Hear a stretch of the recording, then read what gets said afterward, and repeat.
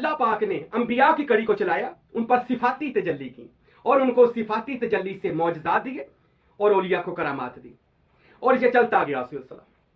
उनमें अल्लाह पाक के एक ऐसी शख्सियत, अल्लाह की महबूब शख्सियत दुनिया में आई जिसको अज़ल व अबद से चुना गया था। और ये मैं आपको बता दूं, कुछ हस्तियां ऐसी होती हैं जो खुदाए वहदाहु ला शरीक की अज़ली व अबदी चुनी हुई होती हैं, वो खुदा के नूर के करीब तरीन लोग होते हैं। रसूलुल्लाह गारे हीरा में रोशनी की जगह पर जाकर क्या करते थे?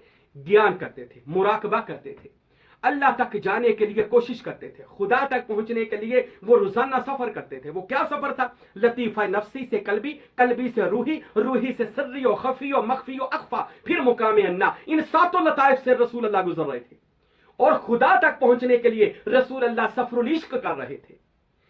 नबी करीम के बारे में फिर बता दूं, मोहम्मद मुस्तफ़ा को इसलिए भी कायनात की सरदारी अता हुई है कि मोहम्मद मुस्तफ़ा अलैहिस्सलाम तमाम मोहम्मद रसूलुल्लाह को इसमें अल्लाह जात खुदा का जाती नाम मिल गया।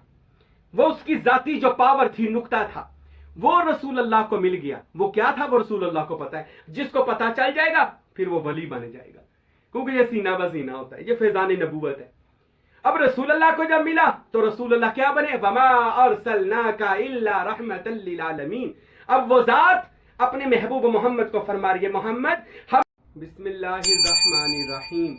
आज हम बात करेंगे मेरे और आपके आका और मौला खातिमुल अंबिया जनाब हजरत मोहम्मद रसूलुल्लाह सल्लल्लाहु अलैहि वसल्लम को पूरी कायनातों की बादशाही कैसे मिल गई, कैसे मिली है। आज इसी मौजू पर इंशाअल्लाह गुफ्तगू होगी उन आशिकाने रसूल के लिए और तालिबान मौला के लिए कि जो अल्लाह और उसके रसूल के सच्चे तालिब हैं और राह सलूक में कोई मर्तबा भी हासिल करना चाहते हैं, क्योंकि ये रास्ता ही वो है जिसमें कोई मर्तबा मिले। ठीक है, मेरे और आपके नबी के पास वो राज था, वो नुक्ता था पैगम्बर आखिरुज़्ज़मा के पास कि उनके लिए पूरी कायनात की बादशाही उनकी गुलामी में दे दी गई। इस बड़ा ही अहम बयान है और गुफ्तगू है। और मैं फिर बता दूं उन आशिकों के लिए जो खुदा तक पहुंचना चाहते हैं और जो कि मर्तबाए विलायत और कोई ऐसा इस माशरे कायनात के अंदर मुकाम लेना चाहते हैं कि जैसे मेरे और आपके महबूब नबी को अल्लाह पाक ने मुकाम अता फरमाया।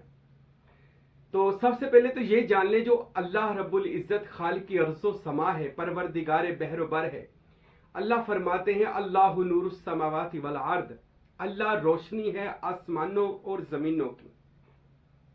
यहां नूर से मुराद रोशनी भी है, नूर से मुराद पावर भी है, नूर से मुराद इल्म भी है। अल्लाह पावर है, यानी कि इस तरह कह लो वो खुदा लम याज़ल सुपर पावर है कायनात की, अव्वल से आखिर तक मौजूद है, जाहिर से बातिन तक मौजूद है। वो अल्लाह कब से है, कब तक रहेगा, ये अल्लाह ही को पता है और किसी को मालूम नहीं है। हाँ, वहदतुल वजूद ये कहती है, इब्न अरबी ये कहते हैं अपनी किताब फसूसुल हिकम में और फतुहात मक्किया में कि जब तक ये कायनात है तब तक अल्लाह है, जब तक अल्लाह है तब तक ये कायनात है। और वजूद तो यानी वहदतुल वजूद तो ये कहता है। और इल्हामात किताब के अंदर मेरे मुर्शिद ग्रामी हजरत सुल्तानुल फुकारा फकीर अब्दुल हमीद कामिल सरवरी कादरी कुलाचवी रहमतुल्लाह अलैह ने फरमाया कि ये पूरी कायनात अल्लाह ही का वजूद पाक है। और वो इस आयत कुरान पाक जो मैंने अभी तिलावत कराई की है, अल्लाह नूरुस समावाति वल अर्द, पूरी कायनात अल्लाह ही का वजूद मुबारक है, वो वजूद से पाक है, लेकिन उसका नूर के वजूद की ये मिसाल दी गई। और इब्न अरबी ने यह भी कहा दीगर किताबों में और खसूसन इन किताबों का जो मैंने हवाला दिया, वो कहते हैं ये कायनात खुदा के नूर से तख्लीक हुई है। तो अगर खुदा के नूर को जवाल नहीं है, खत्म नहीं होगा नूर, तो फिर ये कायनात खत्म कैसी होगी। अब जब तक ये नूर है, और एक और रवायत बयान करते हैं, ये नूर क़यामत तक के लिए फैलता है। कुरान मजीद में भी इसकी मिसाल मौजूद है कि उसके नूर को मिसाल दी गई सूरज के साथ, चांद के साथ, चिराग के साथ, कि उसकी रोशनी दिन ब दिन फैल रही है। उस रोशनी से मुराद है ये कायनात दिन ब दिन फैली जा रही है। और ये कायनात क्या चीज है? खुदा के नूर का जुज है। तो वो खुदाए बुजुर्ग बरतर परवरदिगार پوری کائنات کے ذرے ذرے میں اس کی ایک پاور، اس کا نور، اس کی طاقت موجود ہے، جن میں جو بھی مخلوق ہے وہ اس میں شامل ہے اور ازل سے ابد تک ہے۔ اچھا، وہ ذات باری تعالی جس بندے کو پسند کرتی ہے، قرآن پاک میں آیا اللہ جس بندے کو پسند کرے اسے ہدایت کے رستے پر لے آتا ہے اور اپنی کھوج میں لگا دیتا ہے۔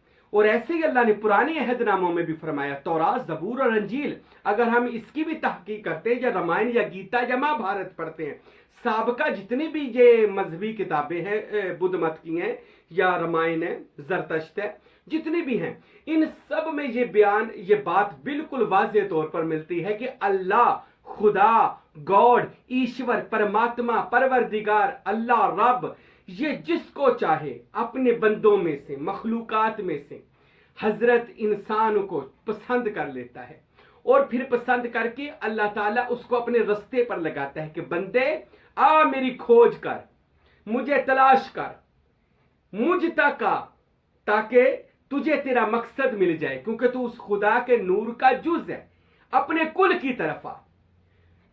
تو پھر اللہ پسند فرماتا ہے۔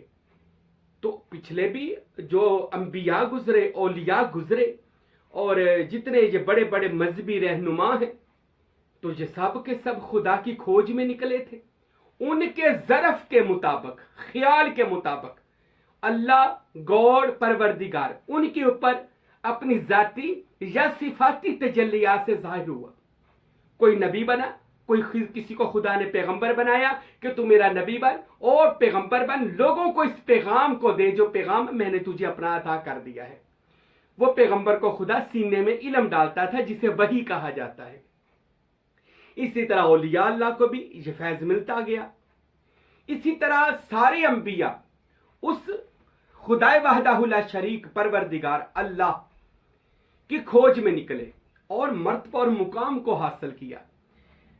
تو اسی کڑی میں پیغمبروں کی ایک ایسی شخصیت آئی، تمام انبیاء کو پھر میں بتا دوں جو رسول اللہ سے پہلے انبیاء ہوئے، اولیاء ہوئے یا مذہبی لوگ ہوئے، وہ خدا کی تلاش میں نکلے اور خدا نے ان پر تجلی ضرور فرمائی، یعنی وہ کسی کو اپنے دربار سے نہ خالی نہیں لوٹاتا، تو وہ تجلی صفاتی ہوتی تھی۔ اللہ کوئی صفت کے ذریعے ان سے کلام کرتا تھا۔ یاد رکھے، اللہ کائنات میں صفات، پھر موصوف، پھر ذات، یہ تین حصے ہوتے ہیں۔ اللہ کائنات میں اپنی صفات کے ساتھ پوری کائنات میں اس کی وحدت کثرت میں ہے، اور یقیناً صفت کا تعلق موصوف سے ہوتا ہے، یعنی جس کی وہ صفت ہے، اور وہ باری تعالیٰ ہے، اور اس کا مرکز یعنی وہ باری تعالیٰ کا، وہ ذات پروردگار کا وحدت الوجود یعنی مرتبہ احدیت ہے۔ پھر اس کے بعد وہ یہ کائنات کو اپنے ظاہر و باطن میں لے کر آتا ہے۔ اس کو وحدت الوجود و شہود کہا جاتا ہے۔ میں اس کی تھوڑی سی شرح بیان کر رہا ہوں۔ اب میں آپ کو بتاتا ہوں، آج کل سوشل میڈیا کا دور ہے، لوگ یہ بھی بات کرتے ہیں کہ نبی کریم علیہ السلام کو سارے نبیوں کی سرداری کیسے ملی۔ وہ بہت سارے آج کے دور میں ایسے لوگ بھی سوال کرتے ہیں، تو یہ ان کے لیے بھی بڑا انشاءاللہ تعالیٰ تسلی ہو جائے گی اگر یہ میرا بیان سنیں گے، تنقید کی عینک اتار کر سنیں گے۔ جب تک بندہ تنقید سے باہر نہیں آتا، بندے کو کبھی کسی چیز کی سمجھ نہیں آتی۔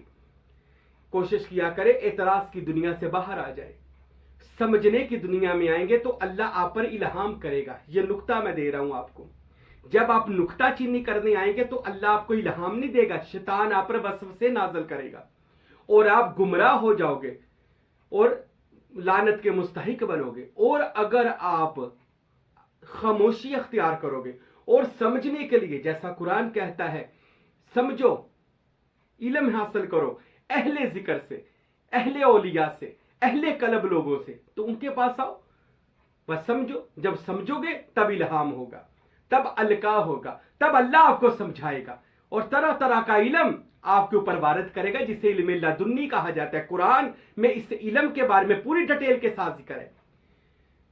اچھا، اللہ پاک نے انبیاء کی کڑی کو چلایا، ان پر صفاتی تجلی کی اور ان کو صفاتی تجلی سے معجزات دیے اور اولیاء کو کرامات دی، اور یہ چلتا گیا سلسلہ۔ ان میں اللہ پاک کے ایک ایسی شخصیت، اللہ کی محبوب شخصیت دنیا میں آئی جس کو ازل و ابد سے چنا گیا تھا. اور یہ میں آپ کو بتا دوں کچھ ہستیاں ایسی ہوتی ہیں جو خدائے وحدہ لا شریک کی ازلی و ابدی چنی ہوئی ہوتی ہیں, وہ خدا کے نور کے قریب ترین لوگ ہوتے ہیں. اور یہ جس کا میں ذکر کرنے لگا ہوں یہ تو وہ ہے جو باعث تخلیق کائنات ہے. ارے جس کے لیے رب العالمین نے کائنات کو تخلیق کیا ہے, جس کے لیے اللہ اس میں ذات میں ظاہر ہوا, اور اس میں محمد صلی اللہ علیہ وسلم سے جسم محمد قلب محمد میں خدا اسم کی صورت میں پروردگار دو جہاں پہنچا.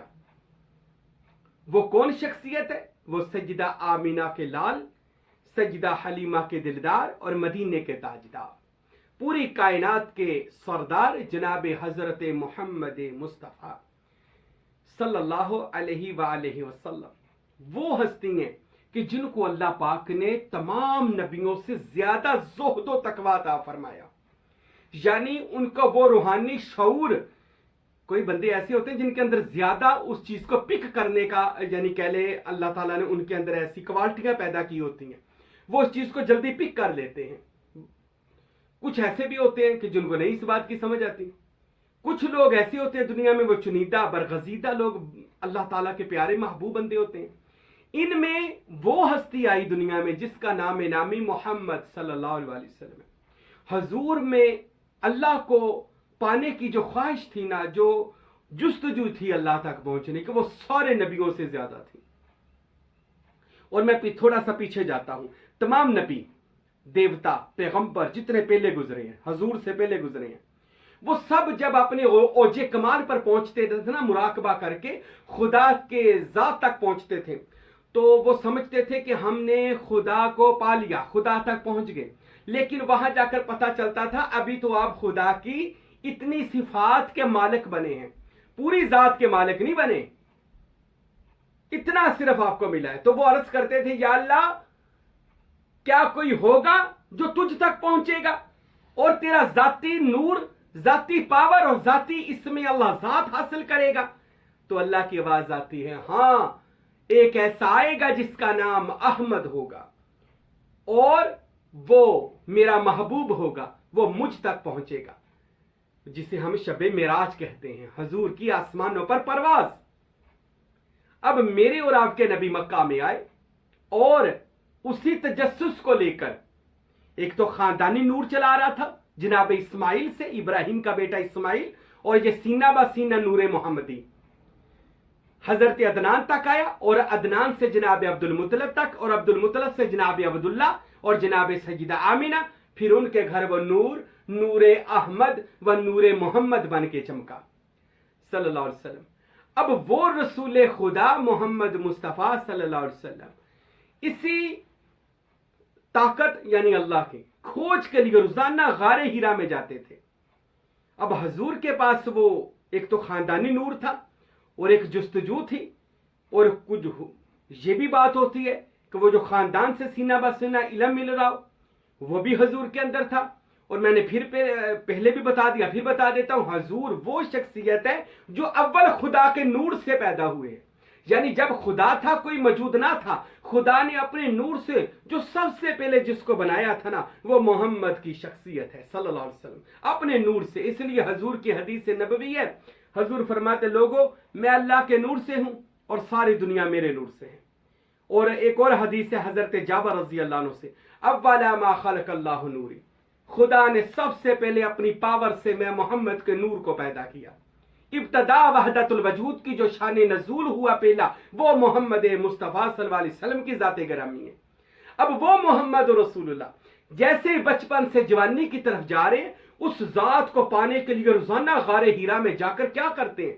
عارفوں کے بادشاہ حضرت سلطان باہو میرے مرشد کہتے ہیں رسول اللہ غار ہیرا میں روشنی کی جگہ پر جا کر کیا کرتے تھے؟ گیان کرتے تھے, مراقبہ کرتے تھے, اللہ تک جانے کے لیے کوشش کرتے تھے, خدا تک پہنچنے کے لیے وہ روزانہ سفر کرتے تھے. وہ کیا سفر تھا؟ لطیفہ نفسی سے قلبی, قلبی سے روحی, روحی سے سری و خفی و مخفی و اخفا, پھر مقام انا. ان ساتوں لطائف سے رسول اللہ گزر رہے تھے اور خدا تک پہنچنے کے لیے رسول اللہ سفر العشق کر رہے تھے.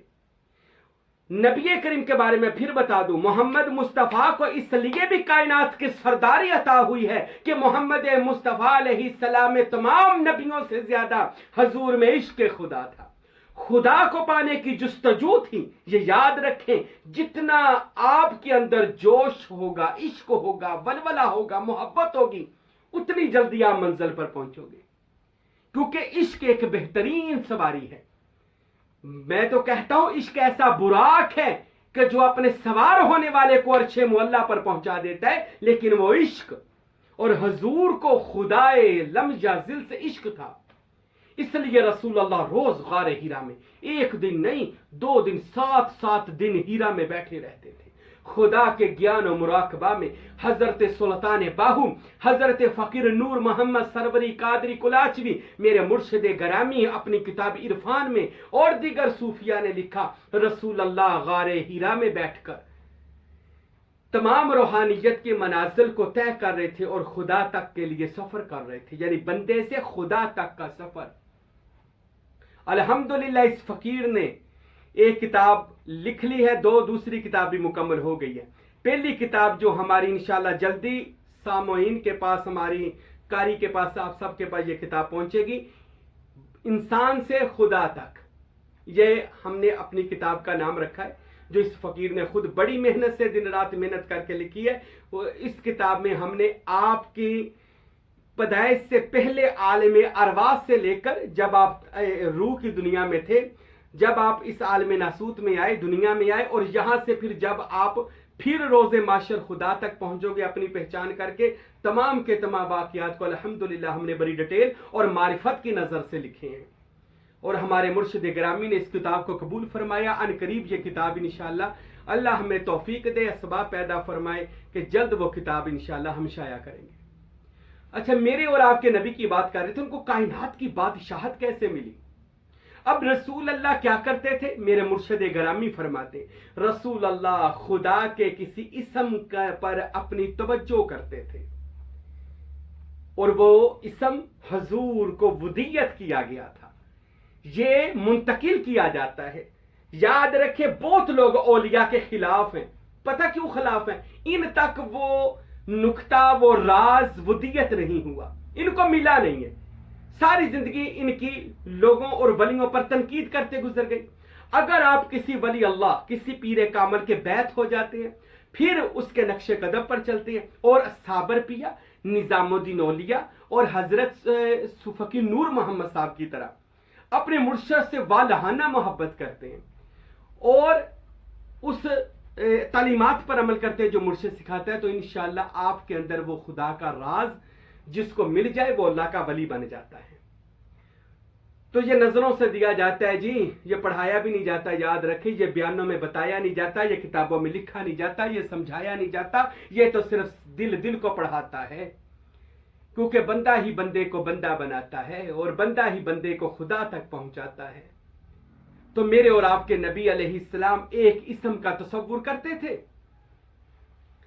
और उस तसव्वुर में खोज में गुम हो जाते थे, और हजूर पर हालत इस्तगराक तारी हो जाती थी, खुदा की जात में इतने महव हो जाते थे, यहां तक कि 40 साल का अरसा गुजरा।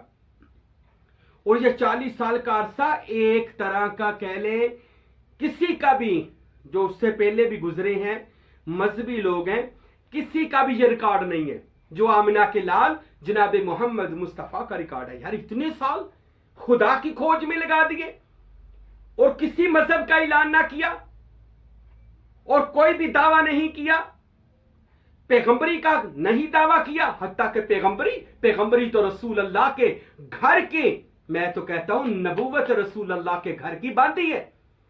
अरे रसूल अल्लाह सल्लल्लाहु अलैहि वसल्लम के लिए सारे मर्तबे रसूल अल्लाह के मोहताज है। ये कहना कि वो बात कह रहे थे 40 साल बाद नबी बने, झूठ बोलते हैं। हजूर ने तो फरमाया मैं उस वक्त भी नबी था जब अभी आदम की मिट्टी गूंदी जा रही थी। अरे ये अजली अबदी लोग होते हैं। अरे ये तो सूफिया हो गए, औलिया हो गए, नबी हो गए, और मोहम्मद और रसूलुल्लाह सल्लल्लाहु अलैहि वसल्लम, और ये तो अजली अबदी चुने हुए लोग हैं। अब मेरे और आपके महबूब नबी उस जात की खोज में रोजाना बैठते थे, ज्ञान करते थे, مراقبہ کرتے تھے، تصور کرتے تھے، اس ذات میں اپنے آپ کو لے جاتے تھے۔ اور میں ایک اور راز آپ کو بتا دوں، خدا تک پہنچنے کا راستہ کوئی دنیاوی راستہ نہیں ہے کہ گاڑی میں بیٹھ کر جائیں گے، ہم نے اللہ تک جانا ہے تو جہاز میں جائیں گے، ہم نے اللہ تک جانا ہے تو پیدل چل کے جائیں گے۔ اللہ تک پہنچنے کا کوئی مادی راستہ نہیں ہے، اللہ تک پہنچنے کا راستہ صرف روحانی راستہ ہے، آپ کا ذہنی راستہ ہے، آپ کے خیالات کا راستہ ہے، کیونکہ جب فقیر کے خیالات پاک ہونا شروع ہو جائیں اس کی پرواز خدا تک جانا شروع ہو جاتی ہے۔ اگر آپ بھی چاہتے ہیں آپ کے لیے اس خدا کے دروازے کھل جائیں تو اپنی روحانی پرواز کریں۔ وہ کیسی ہوگی؟ اپنے آپ کو روزانہ مراقبے میں بٹھائیں۔ اب رسول اللہ روزانہ بیٹھتے تھے، مراقبہ کرتے تھے۔ ایک دن ایسا آیا، حضور پر جس اسم کا تصور کر رہے تھے وہ وارد ہو گیا۔ اب آواز آئی پڑھیے، فرمایا پڑھنے کی حاجت نہیں رہی، پڑھنے کی حاجت نہیں رہی۔ یہ اصل ہے بات جو عارفین نے لکھی اپنی کتابوں میں، اب مجھے پڑھنے کی حاجت نہیں رہی۔ اقرا بسم ربک الذی خلق، پڑھیے اپنے رب کے اسم کو۔ اب بھی اسم، وہ اسم بتا ہوا جو جس کے رسول اللہ مسمى بنے۔ اب رسول اللہ کہتے ہیں میں نے دل کی طرف توجہ کی تو لاکھوں کھربوں سورجوں آفتابوں کی مانند میرا دل چمک رہا تھا، اور اس میں لکھا تھا اللہ۔ یہ تب اللہ کا ذاتی اسم محمد مصطفیٰ صلی اللہ علیہ وسلم کو ودیت، یہ تو سینہ بسینہ بھی تھا، لیکن اب اس کا مسمى یعنی نچوڑ ملا، اسم کے پیچھے جو پاور ہے وہ رسول اللہ کو ملی۔ اب رسول اللہ کا جسم تھا وہ اسم ذات میں چلا گیا۔ اب تمام انبیاء اولیاء بڑے مذہبی لوگوں کو صفاتی اسم ملا، اس لیے ان کو اپنے اپنے علاقے کی نبوت عطا کی گئی، اپنے اپنے علاقے کی بادشاہی عطا کی گئی۔ محمد رسول اللہ کو اس میں اللہ ذات، خدا کا ذاتی نام مل گیا، وہ اس کی ذاتی جو پاور تھی، نقطہ تھا، وہ رسول اللہ کو مل گیا۔ وہ کیا تھا وہ رسول اللہ کو پتا ہے، جس کو پتا چل جائے گا پھر وہ ولی بن جائے گا، کیونکہ یہ سینہ بسینہ ہوتا ہے، یہ فیضان نبوت ہے۔ اب رسول اللہ کو جب ملا تو رسول اللہ کیا بنے؟ وما ارسلناک الا رحمتا للعالمین۔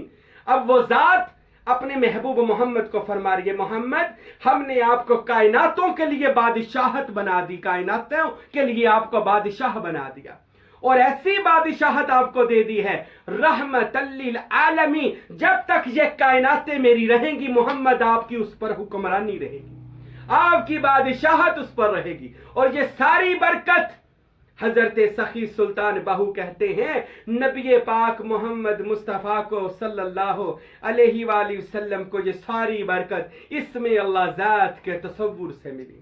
اسم نے ہی محمد کے جسم کو منور کر دیا، اسم اللہ ذات محمد کے قلب میں آیا، اور جناب محمد اسی اسم کے اندر پرواز کرتے ہوئے خدائے بزرگ و برتر کی ذات میں جا کر گم ہوئے اور صبغت اللہ کے رنگ میں رنگے گئے۔ پھر ایسی طاقت ملی کہ محمد کا کلام کلام الہی بنا۔ آج میں سوشل میڈیا پر دیکھ رہا تھا، کچھ بندے قرآن پر بحث کر رہے تھے، یہ خدا کا کلام ہے کہ بندے کا کلام ہے؟ ارے خدا کا کلام ہے، اس لیے تو بندے لڑ رہے ہیں۔ بندوں کا کلام ہوتا تو کب کی سمجھ آ جاتی۔ آج کوئی کہتا ہے میں نے ترجمہ صحیح کیا، کوئی کہتا ہے میرا ترجمہ پڑھو، کوئی کہتا ہے میرا ترجمہ پڑھو، میرا صحیح ترجمہ اس کا غلط ہے، دراصل سب کا غلط ہے۔ کیوں؟ اس وجہ سے قرآن کا ترجمہ وہی کر سکتا ہے جس کے قلب پر قرآن نازل ہوا۔ اب جن پر قرآن نازل ہوتا ہے وہ محمد ہے، جو محمد کی اہل بیت ہیں کہ جن کے سینے میں قرآن ہے، اور آج تک پھر اہل بیت سے سینہ بسینہ وہ علم لدنی والا قرآن کہتے ہیں اللہ کی آواز۔ تو وہ آج بھی اللہ کی آواز اللہ کے فقراء کے سینوں میں اصلی جو خدا کا الہام ہے وہ قرآن مجید ہے، وہ اولیاء اللہ کے سینوں میں روشن ہے۔ ٹھیک ہے، یعنی یہ قرآن کا ترجمہ جو ہے، قرآن پاک تو یہی ہے، لیکن اس کا جو ترجمہ ہو انہ لقرآن کریم فی کتاب مکنون لا یمسہ الا المطہرون، بے شک یہ قرآن بابرکت ہے، لیکن کہاں ہے؟ فی کتاب مکنون، ایک کتاب کے اندر محفوظ ہے، لا یمسہ الا المطہرون، اسے نہیں چھو سکتا لیکن پاک لوگ۔ وہ کون سی کتاب ہے؟ وہ فقراء کا سینہ ہے، وہ اہل بیت کا سینہ ہے، وہ ولیوں کا سینہ ہے جس کے اندر قرآن کا آج پورا علم موجود ہے۔ اس وجہ سے سوشل میڈیا والے ان کہہ لے بےہودہ لوگوں سے بچیں جو لوگ قرآن کے یا صاحب قرآن کے خلاف بات کرتے ہیں۔ قرآن سمجھنا ہے تو نبی کریم نے فرما دیا ہے قرآن اہل بیت کے ساتھ ہے، اہل بیت قرآن کے ساتھ ہے۔ آج اللہ کے اولیاء ڈھونڈیں جن کے ساتھ قرآن ہے تو ان سے قرآن سیکھ لیں۔ قرآن پھر محمد کو وہ کتاب ملی صلی اللہ علیہ وآلہ وسلم کہ جو ایسی لہامی کتاب ہے کہ اس کتاب جیسی اب دنیا میں کتاب کوئی نہیں۔ اس کو سمجھنے کے لیے خدا داد صلاحیت ہونی چاہیے، کیونکہ خدا کا کلام ہے، بندے والی صلاحیت نہ رکھ۔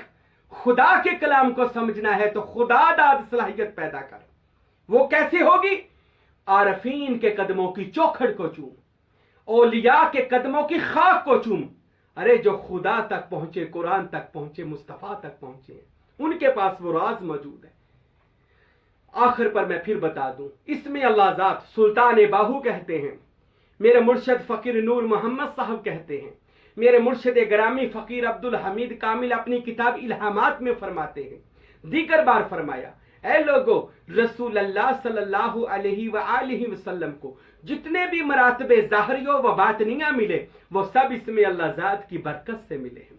حضور کو کائنات کی بادشاہی ملی، اس میں اللہ ذات کی برکت سے ملی ہے۔ حضور کو مشکل کشائی مل گئی، اس میں اللہ ذات کی برکت سے ملی۔ حضور کو حاضر و ناظر ہونے کی پاور مل گئی، اس میں اللہ ذات کی برکت سے ملی۔ حضور مشکل کشا بنے، حاجت روا بنے، لوگوں کی مدد کرنے والے بنے، کس وجہ سے؟ اس میں اللہ ذات کی برکت سے۔ محمد مصطفیٰ کی موت عام موتوں کی طرح نہیں ہے، رسول آج بھی اپنے مدینہ میں زندہ ہیں۔ کس کی وجہ سے؟ اس میں اللہ ذات کی برکت سے، کیونکہ جب جسم اسم کے اندر چلے جاتے ہیں، اسم کو موت نہیں ہے، جب جسم خدا کے اسم میں چلے جاتے ہیں تو یہ بندہ بھی لامحدود ہو جاتا ہے، پھر یہ بھی ہر جگہ پر پہنچ سکتا ہے کیونکہ یہ خدا کے نور میں چلا گیا۔ اور رسول اللہ کو بادشاہی ملی پوری کائنات کی، اور یہ ایک دن کی بادشاہی نہیں ہے، جب تک اس میں اللہ ذات رہے گا۔ اب کب تک خدا کا اسم رہے گا؟ جب تک خدا کا اسم رہے گا تب تک محمد مصطفیٰ کی بادشاہی رہے گی۔ اب سوچ لیں کب تک محمد ہے، کیوں؟ اس وجہ سے کہ جناب محمد مصطفیٰ صلی اللہ علیہ وسلم کو اسم اللہ ذات مل گیا، اور جسے اسم مل گیا اسے خدا مل گیا۔ رسول معظم محمد مصطفیٰ صلی اللہ علیہ وسلم کو خدا کا اسم ملا، اور اسم بھی ذاتی ملا، جس کے ذریعے کائناتوں کی بادشاہی محمد مصطفیٰ صلی اللہ علیہ وسلم کے دانے ہاتھ میں آ گئی، اور یہ قیامت تک رہے گی انشاءاللہ۔ اللہ پاک ہم سب کو بھی حضور کے رستے کا طالب بنائے، حضور کے رستے کی خاک بنائے، اور ہم سب کو بھی اسی پاک رستے پر چلا کر اللہ اس میں ذات کا نور عطا فرمائے۔ وَمَا عَلَيْنَا إِلَّا الْبَلَاغُ الْمُبِينُ۔